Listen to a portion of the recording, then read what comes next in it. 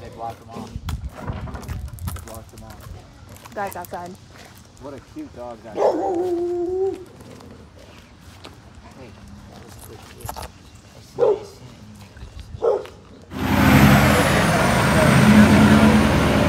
really what to do outside of command though. Like, I know she came in and she used to like bark at cars, bark at dogs and people and stuff, but the owner had stopped the barking at cars because I don't even see her thinking about it, and the barking at dogs because I still don't see her thinking about it. But what's left is her just, she doesn't know what to do.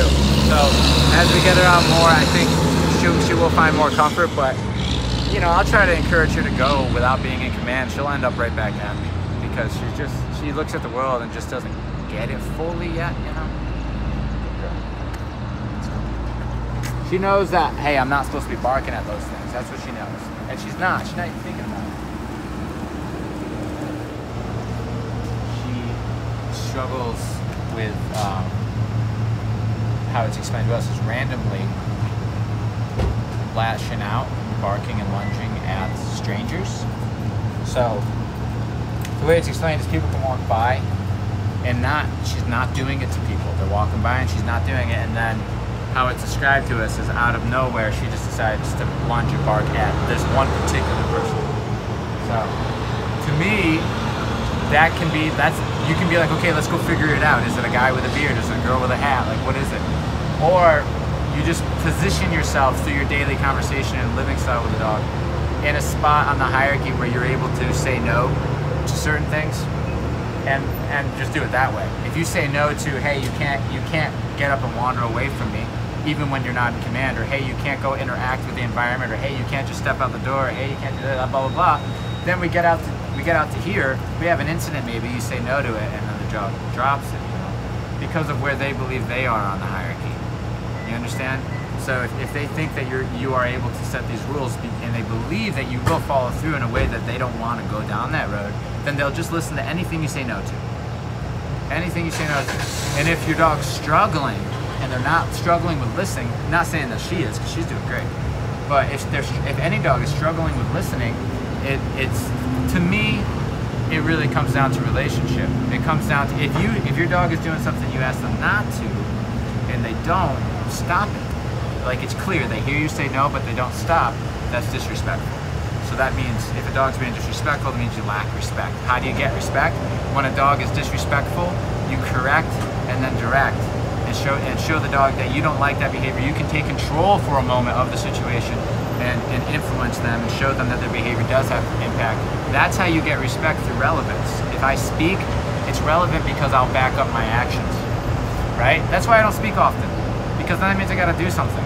I only pick my battles that I care about, so I'm not gonna tell a dog to do anything unless I need them to, and I'm ready to get onto them if they break. But my style is more like, let's walk into the situation, let you make a couple mistakes, correct you for them, and then you're doing what I want you to do anyway, which is hanging back and laying down. You know what I mean? But that's more risky. That's why we do setups. That's why it's not the real thing, but the dog thinks it is the real thing the first few times, so it's safer. See, this is good. I like that she's sitting up. I like her disposition right now. It's very calm. It's very comfortable. She doesn't feel uncomfortable. She's curious even a little bit. You know, you see her kind of checking stuff out. Somebody's coming right now. And we're just going to see what she does. I've got her right next to me, sitting up, which kind of can give her the impression that me and her are equal. So this would be the time that she would do it.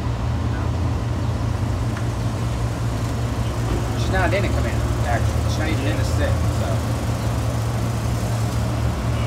what happens is we say no to everything but what we like. That's the real secret. So it's like if I get here for the first time and I need my dog to understand how to exist out here, I'm not going to tell it to sit and then correct it for sitting. I'm gonna enter a social situation like this, and I'm gonna tell her no for all the things that she does that I don't like, and then pat her on the head when she decides not to do those things, and what's left is the stuff you do like. And then once our dog's doing that kind of automatically, then I can kind of hold them accountable for it, start teaching them, start using the commands more. But if I don't do that,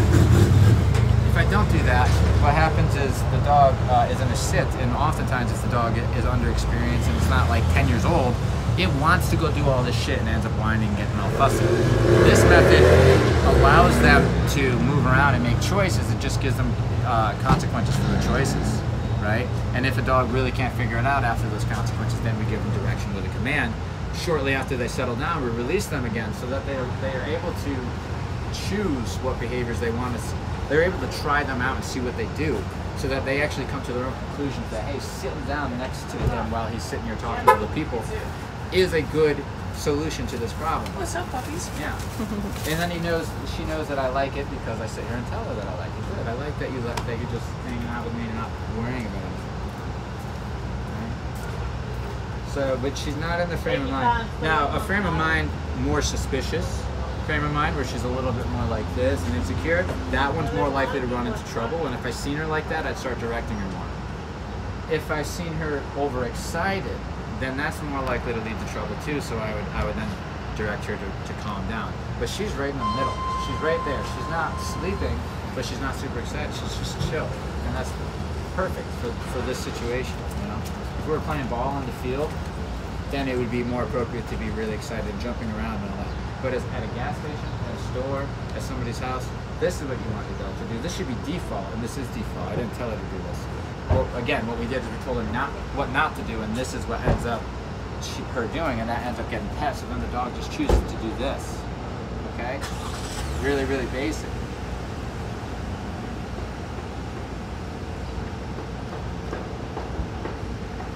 And again, this way of doing it, because I do release the dog often and let them explore the environment, but tell them what they're doing, when they're doing something wrong, when they're doing something right. It gets rid of insecurity and stress and anxiety of not understanding the world. So you can teach the commands and then come out, and you don't need to just be using the commands, use the commands, use the commands. When you get to a situation, you can let your dog free roam to see what the bad decisions are.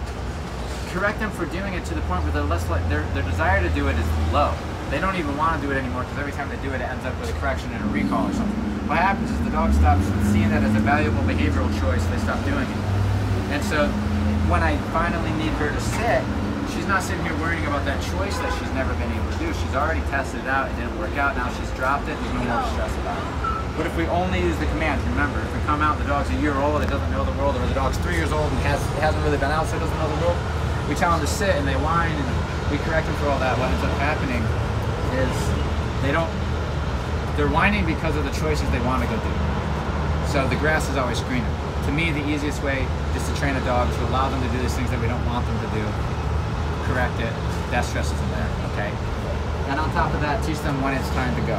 When it's time for them to go and have fun, and when it's time to come and relax. Those two different modes, okay?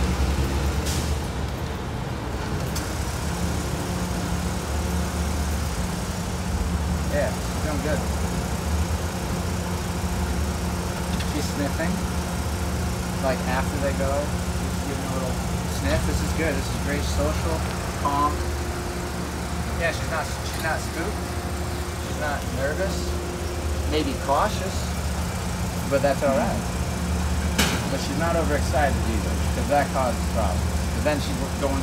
Then what happens is a stranger is somebody who's not part of our pack, somebody we don't know. A stranger walks by. We don't need the dog leaving our side and going and talking to a person that's not even part of our pack they don't even know. The only time that's to happen is if an owner tells the dog that they should go up and interact with this person, right? So we don't want them just walking up on people. That's a no-no. Do you? Yeah. So she's a good dog too. But yeah. She'll get better.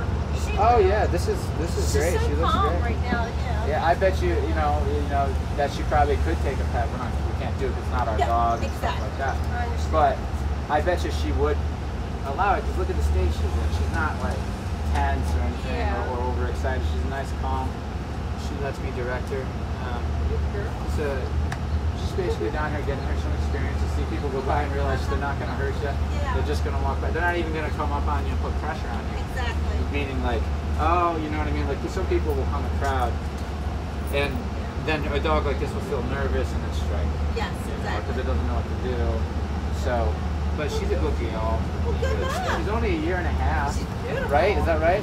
She's young. She got plenty of. Yeah. But I think watch what she does. Watch that. She'll watch them and then use the notes, and that's perfect. That's what we want. We don't want nervous, stuff like that. Exactly. So this is going good. She trusts us, so it helps a lot. And, wow. I'm gonna bring you up my house and train my dog to sit like that. she's a wild child. She's spoiled. That's what it is. I know how that goes. She's a wild child. But yeah, they're crazy. They can be insane. You said you got a red nose? Red nose thing. Yeah. We work with a lot of kitties. Yeah. They're one of my favorite breeds. Yes. Yeah. Well, I love them all. I don't care what kind of breed it is. I love them all. We had a boxer before her. Oh, did you? Yeah. So you go for the heavy hitters. You like the real dog. You're not getting no Yorkie? I love little dogs too. Well, I got a Yorkie at home. But my husband's like, you want them? Like, yeah. Yeah, I do. Yeah, I love little rat thing.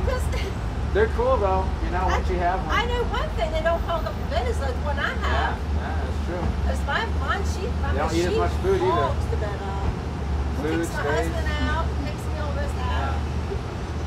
But anyway, alright, well have a good day guys. Bye. I appreciate it. Good luck guys. You already got a fan and some water today. Yes.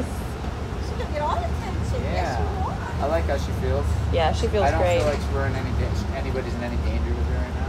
No. But then again, like Yona said, he says that she can be normal, but I don't know what she looks like in that moment.